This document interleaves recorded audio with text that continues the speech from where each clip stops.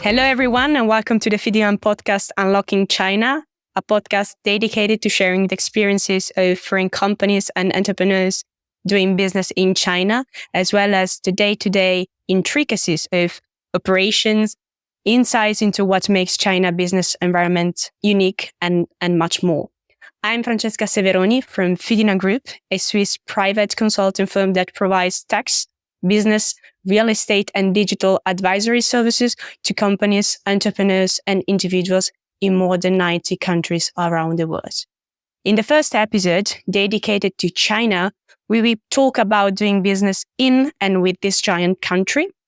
In fact, we will present the current social and business environment in the country, the potential changes in dynamics over the years, and finally, the foreign direct investment situation and the related opportunities. To address these topics, I'm joined today by Mr. Bernardino Regazzoni, former ambassador of Switzerland to China and board member of Fidinam Shanghai, and also by Mr. Tommaso Colli, managing director of Fidinam Shanghai. Welcome to both of you. Thank you for joining this discussion. It will be very enlightening to have you two different angles and perspectives when talking about the Chinese business environment. With this in mind, I would like to begin with a brief overview of the current economic and social environment. So, to start with, over the past decades, the business landscape in China has changed significantly. Companies are navigating a more complex environment marked by the uneven recovery of the Chinese economy, heightened geopolitical risks, increasing pressure to diversify supply chains, and evolving tax compliance regulations, both domestically and globally. Now, despite these complexities, China stands as one of the globe's foremost consumer markets. Moreover, China not only offers unparalleled access to one of the world's larger consumer markets, but also it offers participation in a competitive global supply chain. So eventually, companies aiming for global success cannot afford to ignore this reality.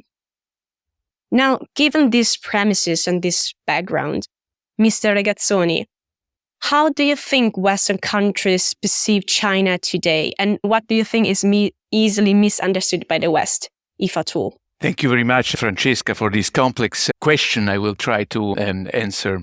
I think we ended up having a more realistic perception of China. It remains, as you correctly stated, a very important market. It provides market opportunities with no comparison in size. But definitely the field has become more uneven. It used to be already like that. But we ourselves, you spoke about misperception. We had this idea of endless growth and incremental, exponential growth. It was the pre-COVID idea of an economy with practically no borders. It was not like that before, and it ended up more clearly all these points. I think there are, in the first place, as you remember, structural problems which came out more prominently. First and foremost, I would say the real estate market, which it was a distortion which already existed in the past, and it came out very clearly. Is not to change on the short term. Real estate market is 28% of GDP. It's a huge market, and it is also all savings of the middle-class Chinese are in the real estate market. Therefore, it is something which is extremely important. You remember also demographics, which is a very important problem because the shift goes from a young economy pushed by working force, and now other kind of problems are coming up, more social security with the aging of the population. But first and foremost, I would put forward the necessary shift to a production-oriented economy to a consumption-oriented economy. All our economies are consumption-oriented. The level of consumption is 38% of the GDP in the Chinese economy, which is not enough to have a developed society. And the priorities of the government are put increasingly on security, investment in manufacturing or in research, but definitely not in pushing consumption. And I think this is also a matter of concern to us. To sum up, of course, China remains and will remain in the future as well a very important market for consumption, for production, for investment, but we are increasingly aware of the fact that the field is uneven. So we need to know that well, or to be well advised to enter such a market. Thank you. Thank you very much. Thank you for your tour d'horizon or overview. Very interesting. Remaining at the strategic level, in a recent interview, Tommaso, you said that President third term now focuses on domestic growth and no longer on foreign investments. Tommaso, could this mean for foreign companies eager to continue dealing with China that they might need to rethink their current business models? I mean, will businesses need to place greater emphasis in expanding the domestic market rather than simply using China as a production base? Do you have any experiences from your clients?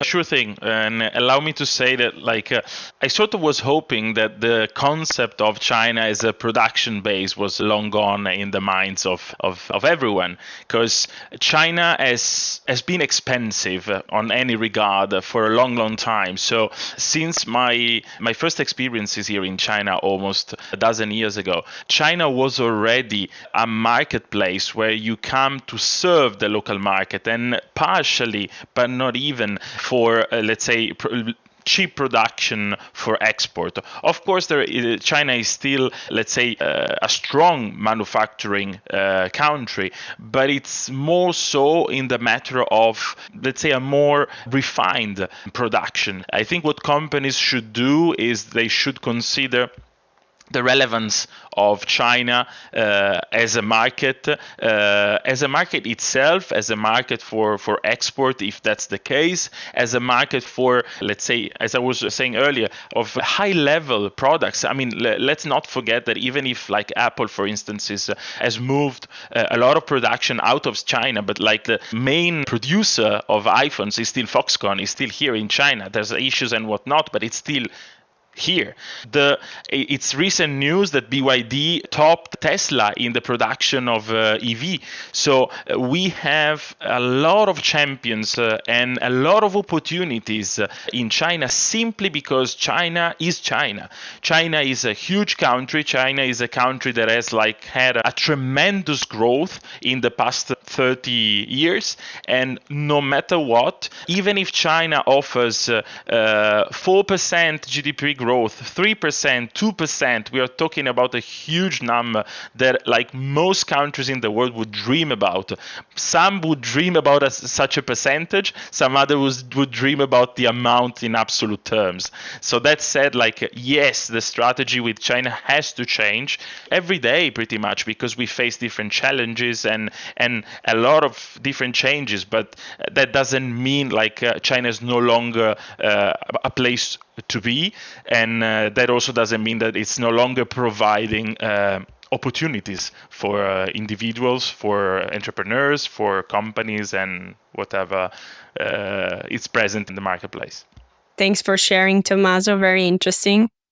Building on that and looking at China's position in the global supply chain, we hear a lot about decoupling, de-risking, China plus one, which are all terms and concepts that reflect the strategy of international companies decreasing dependency from China. These concepts seem to be gaining more and more power. But in this respect, Mr. Regazzoni, along these concepts, do you think that the opposite strategy, so in China for China, will continue to gain momentum in the coming years? Or not? What is your perception in that? In China for China, how many times I've been repeating this mantra, which is a quite fascinating expression, but what does it mean actually? I think that it means two things. One is the organization of value chains. On the other hand, is a corporate governance strategy. As of the first, I much agree with Tommaso in the sense that this thing about delocalizing production for cheap products, it's over for a long time over. Now, if you produce in China, you produce relatively high-level technology products. Therefore, it's no longer a strategy based on producing in China for exporting to the West, but you produce mainly, and this is the situation for many companies in China and for China, just a description. But to produce in China and for China has also increasing prices. Why? The emphasis is put now, for instance, on security. You have just an example, difficulties in exporting data-related issues regarding your group. And it is not a theoretical thing or a political thing, but think about sensors, data related to sensors, data related to genetics as well, or the behavior of your clients if you are in the insurance sector. All these things are more difficult to be exported or to be shared within a global group. And therefore, given this difficulty, you are in China and for China, but you have higher prices because you have to need to have two pools of data which cannot entirely be exchanged. Just an example. So in China and for China, it has a sense, but it may have increasing costs. We saw that the second meaning, kind of organization of governance of global groups, the tendency which has been very strongly pushed during COVID times to have two different governance, the global governance, the global business and the China business, just being in contact at the top level, top governance, global level.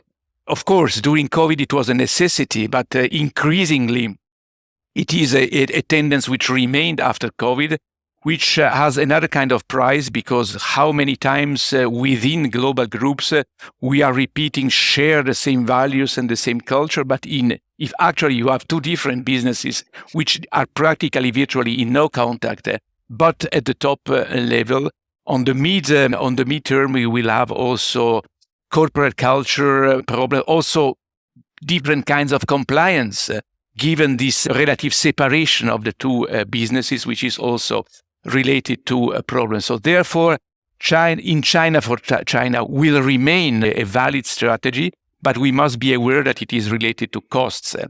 Additionally, and my final point, you remember de-risking, diversifying, and so on. I think it's going to be a tendency.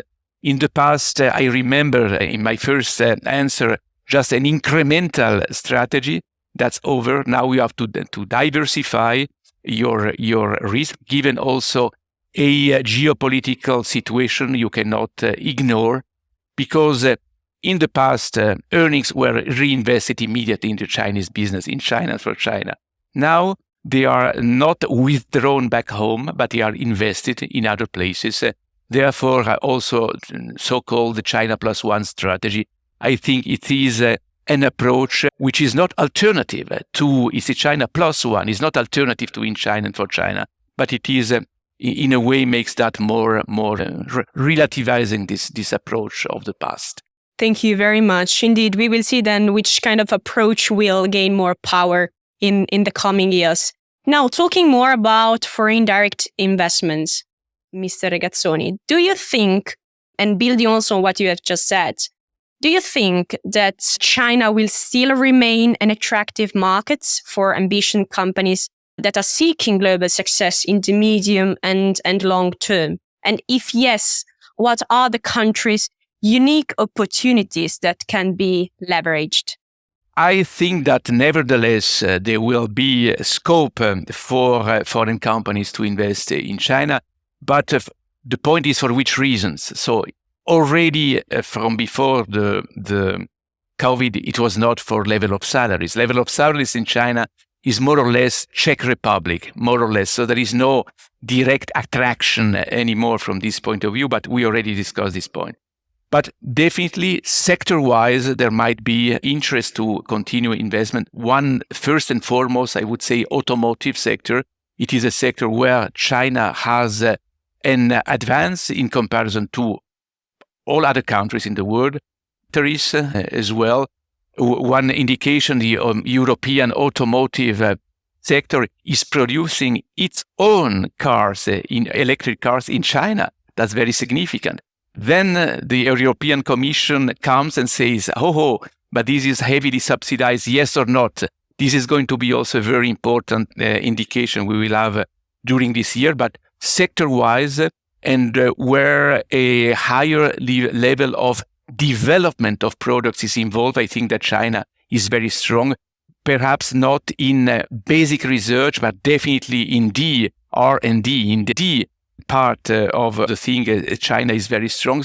It depends. There is no unique answer besides the size of the market, which remains there, and I would say unique in the world. Then the answer about if to invest or not is a sector-driven answer. And I provided an example with the automotive, but there are also other sectors which remain attractive for foreign investments. Tommaso, still to conclude, building on what you have just said, do you have any key messages, especially for foreign entrepreneurs doing business in and with China? In your opinion, what should they consider before entering the market or to kind of staying there? Yes, definitely. Be patient. Consider what are the key advantages or what the country itself can offer. And first and foremost, don't be scared. Or, as much as we had periods in which companies thought I'm going to go to China and I'm going to make billions in 5 days. And it was never the case because it was still a fast growing market, but a complicated one. Now it's not so fast growing anymore. It's still growing and it's still very complicated. So we don't need to run away. We just need to understand how to do business in a better way and how to maximize every effort in a situation that has changed profoundly, but it's not like a lost hope. Again, we are talking about a very relevant country and a very relevant economy.